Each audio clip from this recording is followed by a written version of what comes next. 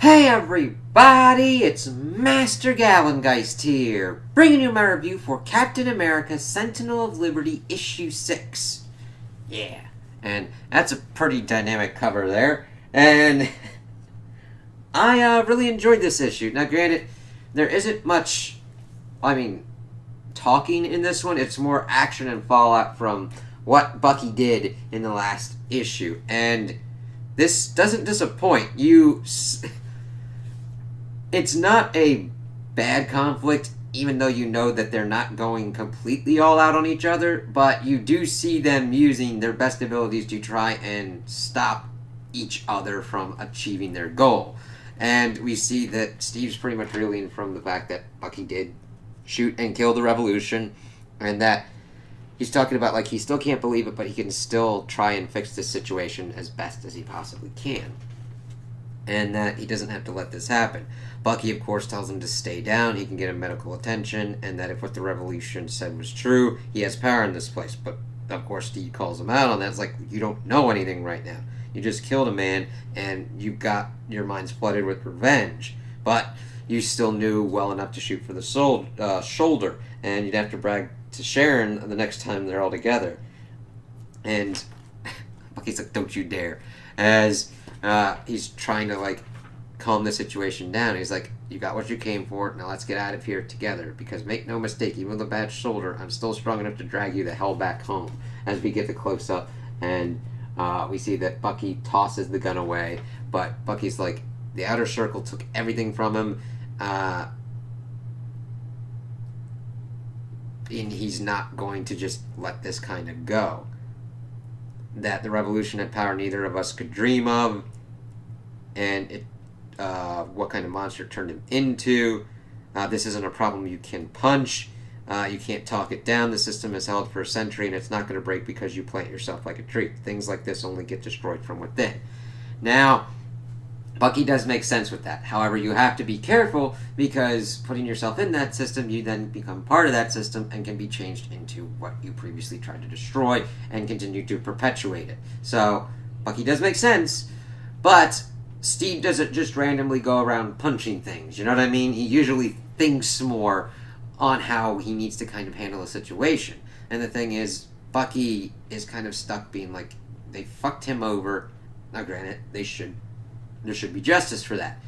But you gotta think of how best to take down this system, and I understand that this is his plan that he's sticking to. And that he says that he's got a plan, it's going to work, but he can't do it with Steve standing over his shoulder. And that he can go where he can't.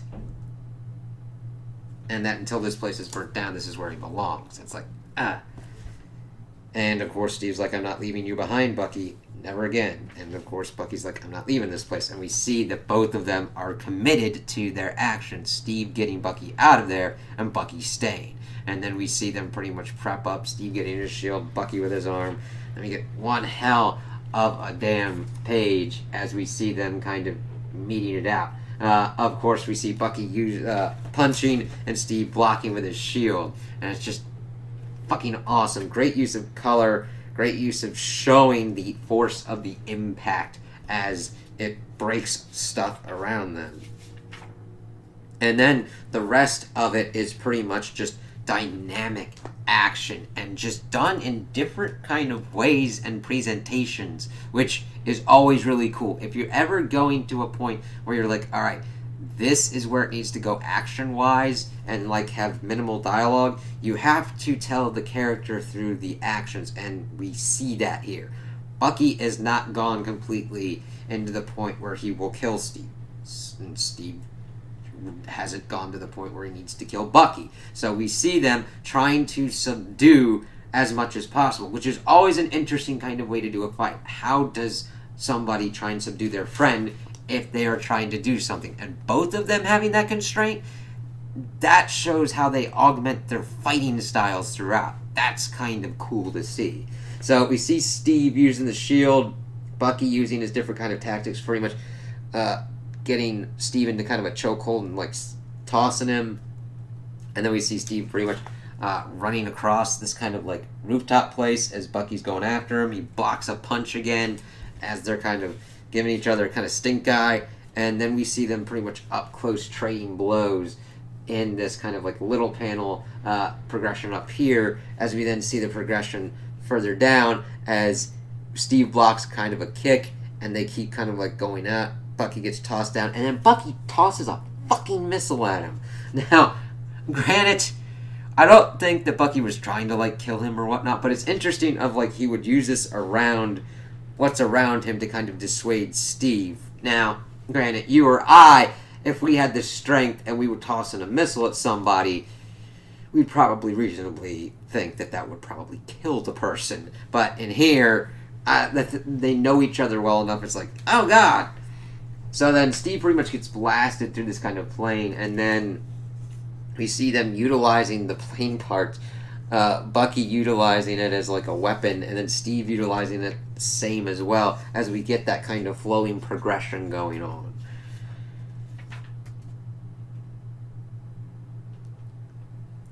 And then they're pretty much like a little bit tired out.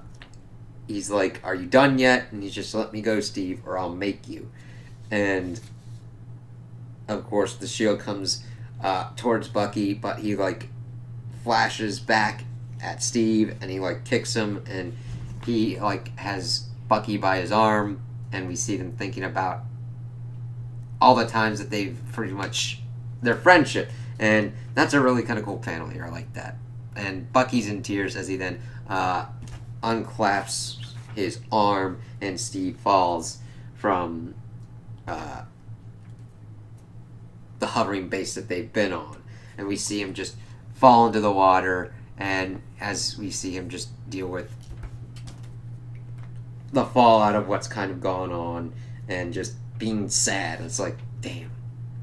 Then we see Bucky pretty much get back into the room and is kind of pissed off at what this is, but he's still going at him as he breaks the table with his other arm. And as we see, somebody says, the little Prussian did it to us one last time.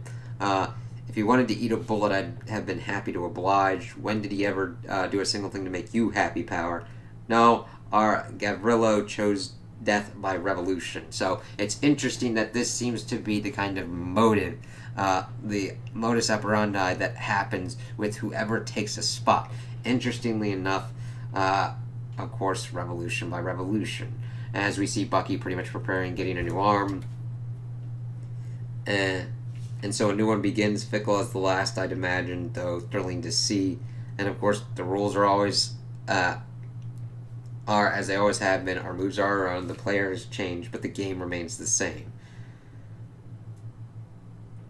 And of course, Bucky then starts talking. He's like, not the soldier, the partner, the weapon, or the star point. Those men were Bucky Barnes, and Bucky Barnes is gone now. I'm the man who's going to upend your world.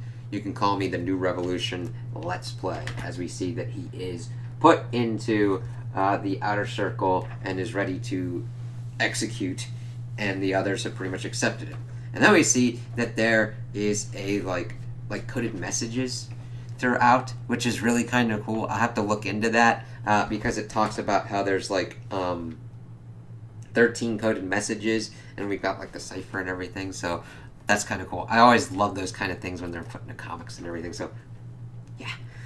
So it will be interesting to see how this kind of goes going forward. See how Bucky's plan will go, what kind of hiccups and everything will kind of fall into there, and how Steve will take this and how his plans will change depending upon if Bucky's whole kind of plan details having to like go against Steve to prove to the outer circle that he's part of it, and what's going to kind of happen there, what other people Steve will bring in to combat the outer circle and stop their goals of whatever it is at this point, how their games will change the world and what their objectives are. So this was a nice kind of like, not ending, but an end point of what we've gotten to this point, and then moving the game into a further kind of point for the story. So I'm interested to see what kind of goes on with that and what kind of changes and challenges will come Steve and Bucky's way. So those are my opinions on the issue. Tell me what you guys think in the comments below. If you liked it, if you didn't like it, if you agree with me, if you disagree with me. Also, like and subscribe, and I hope you have a good day.